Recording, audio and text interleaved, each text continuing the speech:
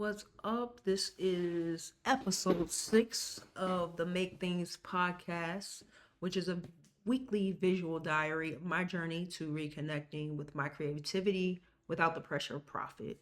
My name is Chris Herring. I'm a fashion designer, fashion techie, educator, house music DJ, production enthusiast, and a new homeowner.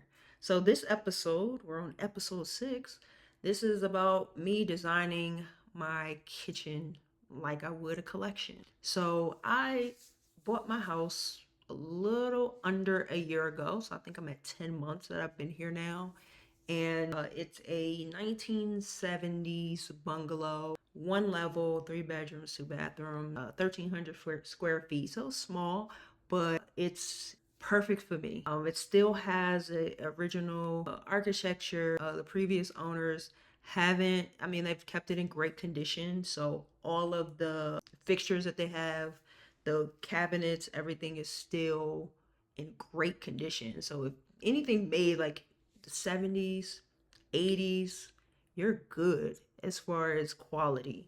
So I have these beautiful oak wood cabinets in the kitchen, but they are a little bit too dark, and the kitchen is kind of shaped, and where the window is, I don't get a lot of light in the morning, which is unfortunate. So my goal is to kind of lighten it up so it still has that warm, cozy feeling, but just a little bit brighter. So what I've been doing as far as just figuring out interior design is designing it like I'm doing a collection. So here's what I'm working with.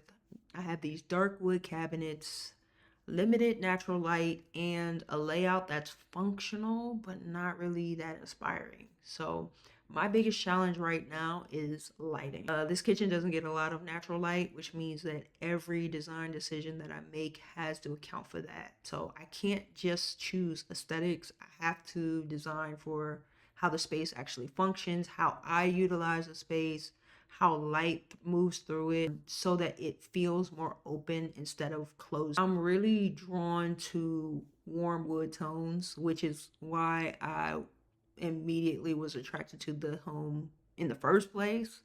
But I need something that's a little bit lighter, that's more natural than what I currently have now. I really love clean lines and simplicity, so that mid-century modern influence. And then also, when you have such dark wood and low light, just having a lot of closed cabinets can make it feel really, really heavy. So in the kitchen in particular, I love how the wood feels organic, natural, not overly polished. I actually sanded everything down and I restained it. I wanted to go a little bit lighter, but it's fine. I think I'm gonna leave it as is.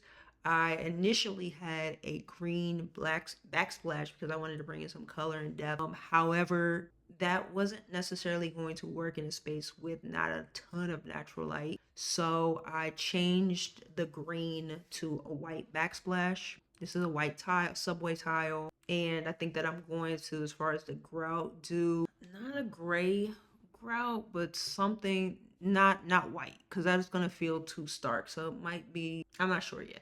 I gotta think about that. But the goal here is to let the wood tones be the star instead of everything competing for attention. So how I'm thinking about this kitchen redesign, thinking about it like a collection. So in fashion, a collection has a POV. You have your color story, you have your materials, you have a silhouette, everything works together. So my kitchen collection is warm natural wood.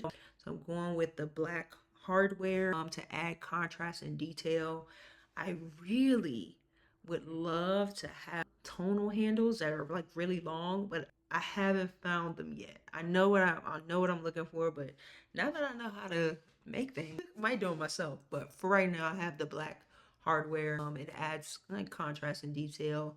And then I have open shelving on the other side over the oven and the stove. It's just for function and also for styling, just to open it up a bit more. And then I have found some hand vintage ceramics. I actually found a few pieces from the thrift store just to make it feel more personal and more like me.